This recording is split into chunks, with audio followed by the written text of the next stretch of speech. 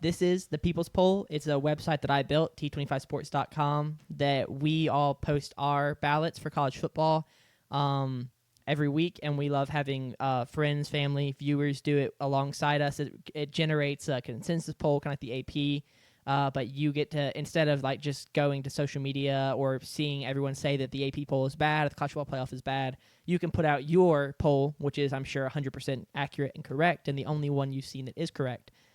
Big changes. There's now a basketball page. So we have a friend who has been adamant about a basketball top 25 for the last 3 years since I started the spreadsheet, which was, predated the website. And so it's really crazy because I built this initial website. It took about 2 months, and then the basketball page took a day. So just crazy how much you learn and how much that sticks with you when you're doing stuff like that, because there were a lot of problems I did not have to solve because I'd already solved them. Let's dive in to the People's Poll from this week.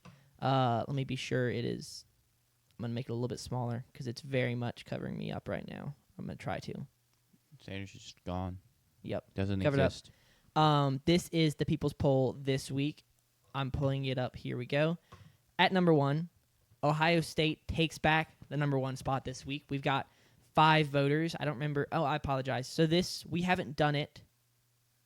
We haven't done an update in a couple weeks because I've been out. And did y'all update it last week? No, because we didn't have a lot of voters last week. We did not, yeah. Because me and Jack forgot to vote. Ohio State takes back the number 1 spot this week. Indiana is 1 point behind them in second place. A&M is still at third. So the top 3 teams are the same. Ohio State jumps back to number 1. Georgia's at 4. Texas Tech is 5. Oregon is 6. Those all moved up 1. Oklahoma leaps Alabama. This is, in my opinion, the best. You got to have Oklahoma, I think, just ahead of Alabama, and I think in the 8-9 or the 9-10 range makes a lot of sense. Notre Dame at 10. BYU at 11. BYU jumps up 4 after dismantling TCU. Is that right? So apparently our voters loved that win for them. Vanderbilt is at 12, Georgia Tech at 13, Miami and Georgia Tech switch spots. Georgia Tech at 13, Miami at 14. Interesting. Yep. Utah at 15. Utah jumped both USC and Virginia, who did not move. James Madison creeps into the top 20, JP. Go Dukes. Texas drops 10 spots after their loss on the road at Georgia. Michigan's at 20. North Texas is our second G5 team ranked at 21. Missouri does not move at 22.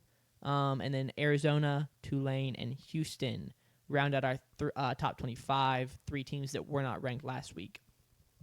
I don't have the conference breakdown or the biggest movers like I usually would, but do y'all have anything that stands out to you about this People's Poll or specific ballots, maybe some people who were higher on, lower on teams? Well, first, just shout out the People's Poll for getting the Group of 5 rankings correct. Yeah. And having JMU as the highest ranked Group of 5. I think that's accurate. I think it's how it should be.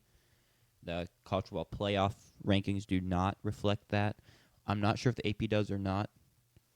I think they do. I think AP does. Okay, cool. The AP does. Shout out the AP then as well. We just got to get the college football playoff rankings on the same page because that's the one that matters the most. And then I would say the People's Poll matters second most, and then probably AP after that. Yeah. That's what really jumps out to me. My dogs, Houston, are back to ranked. Go Cougars. Sneaking in at 25. I love that. Nothing crazy sticks out. I do think it's a little strange that Georgia Tech and Notre Dame flip-flopped. Yeah. After the week they had. I wonder how many voters we had last week and if that impacted. It definitely did. Because we don't have not everyone we had votes 3 voters every last week. We had 3 voters last week. So that's definitely why, because last week was an outlier for how low it was. But just like that just makes zero sense. Yeah. I'll be interested to see how our poll and also how the college football playoff handles. Me and Jack were talking about different scenarios last night. USC beating Oregon. How does the committee handle that? If Vanderbilt wins out and they've got 2 losses, Alabama wins out, they've got 2 losses, Oklahoma wins out, they've got 2 losses, Notre Dame wins out, they've got 2 losses. Just like how the committee handles all these 2-loss teams, I think that'll be interesting to see. Not room for all of them. Nope. I'll be interested to see how we handle it on our ballots and then how our voters handle it. But it's going to be exciting down the stretch to see how that wraps up. I'm excited to keep making changes to the website. It's been really fun to pick that up in the past couple days. I've got big ideas for other things I want to add. Sure. But that'll come in the future.